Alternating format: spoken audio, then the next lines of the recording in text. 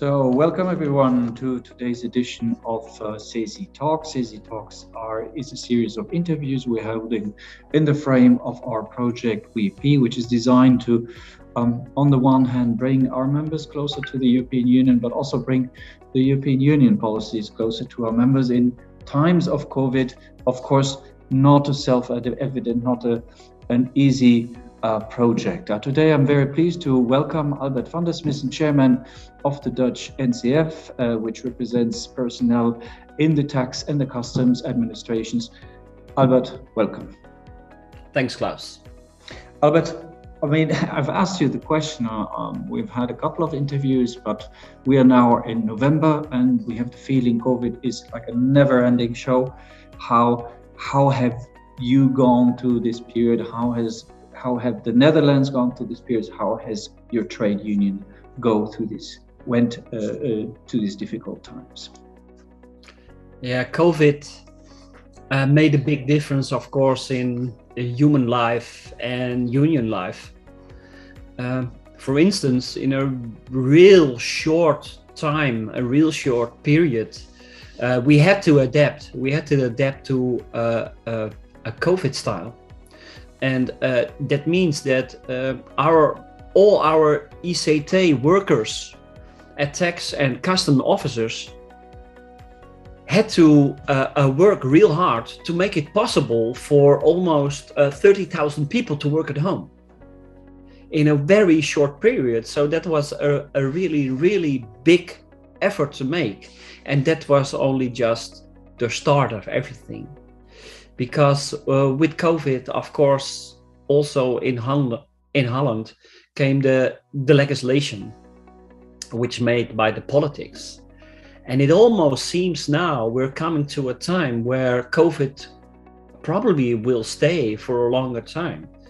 So the questions are still rising whether particular legislation for short term can go on, or there should be long-term legislation in the normal political process instead of legislation made by a few people in a short time without a normal progress.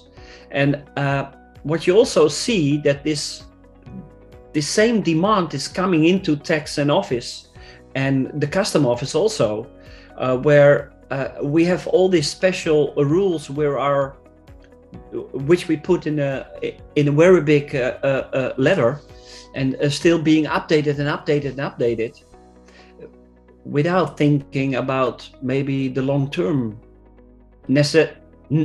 necessity for other rules.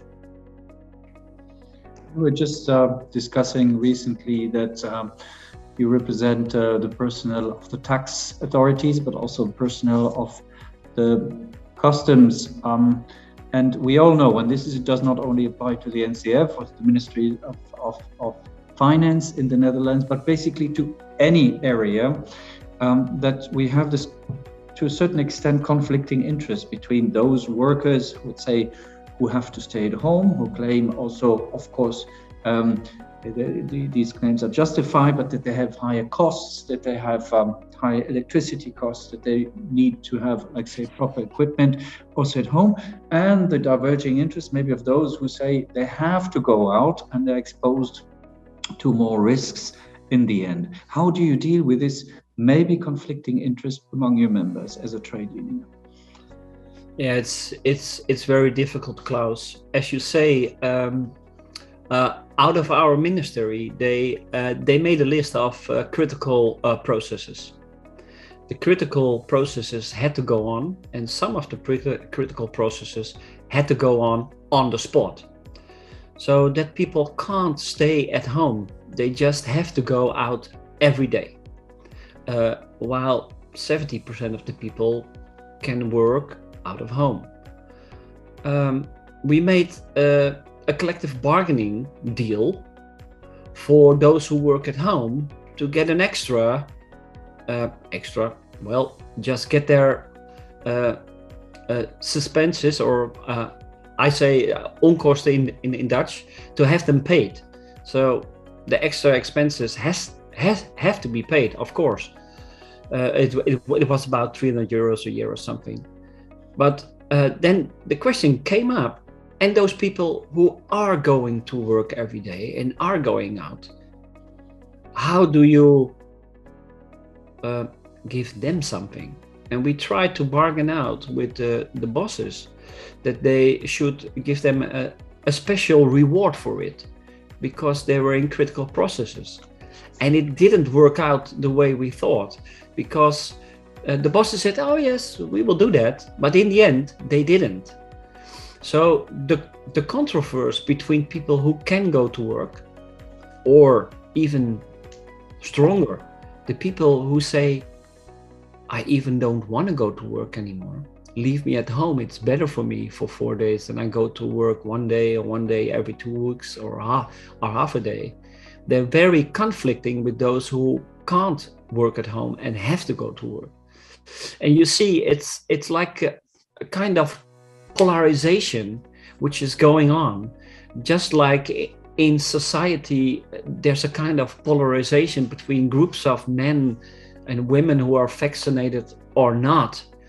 And it's almost like you can't touch it. You can't get into this discussion, while you can understand it with your brain, but there's also a lot of feeling involved. So you have to really talk to all the guys and girls to know what's going on.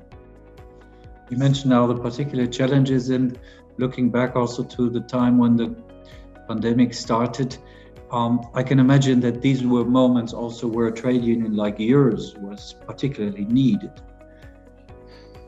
Yeah, we tried, of course, our very best to make the work secure for all the people. That's our first job. Only our members are important. The rest is not important. Secondly, we had to look out very careful for the rules they made up for those who are working or not working at home. For instance, can someone, a manager, ask from a worker that he has his computer monitored 24 hours a day? Really ridiculous, but sometimes it happens, and they suppose you are at work all the time. So the new kind of work also took a new kind of union with him. And we also have to think a little bit otherwise, because in the past there were no questions about this, and now we have to answer the questions. But what I said in first, we also have to think about the future. And I really support the opinion that the legislation which is made temporarily does not apply to the future. If COVID is staying, we need legislation which is steady and in a normal process made. So I think the union has still a big role to play, and maybe also in Europe we have some role to play in this matter. That would be exactly my final question. You're a member of CESI. CESI is trying to establish also a certain link or direct link between the members and the European Union. What are the expectations? You spoke about the future, for the future from your perspective. What are your expectations from the European Union? I suppose from the European Union, I would really want them to make settlements on a higher scale. It's just not good if in each and every country we have to bargain for the expenses paid for working at home. It's not good in each and every country to have to fight for rules for workers who are working at home. It's not good to have to fight for workers who just go normally to their job and still are not protected as well as they should be. It's not it's not normal to do this on, I think, the national level even. So it should be a really plus for the European Union and for the CESI to see if we can get to a collective bargain over Europe for the things we all have to do, so that all the people in Europe are assured that some things are just totally normal and not especially for a country or just a group of people. So basically setting minimum standards, especially for these new forms of work which we are experiencing now in these difficult moments. I also think, Klaus, that the role for CESI is really to talk to the European Commission and tell them what the workers are experiencing on the working floor. Because all the time when we talk to the European Parliament and their members, I recognize all the time there's a bit of a gap between policy and working floor. And we need to close that gap far more than we already did, because we're always trying to make them recognize the worker in the policy. And I think we have to do an extra effort on this item. Yeah, but thanks a lot. Thanks a lot for your time. Thanks a lot for the interview. You take care of yourself. I hope I see you very soon, and say hi to your colleagues, to the members you represent, and all the best to you and to the sectors you represent and to the Netherlands. Thanks, Klaus. Bye-bye.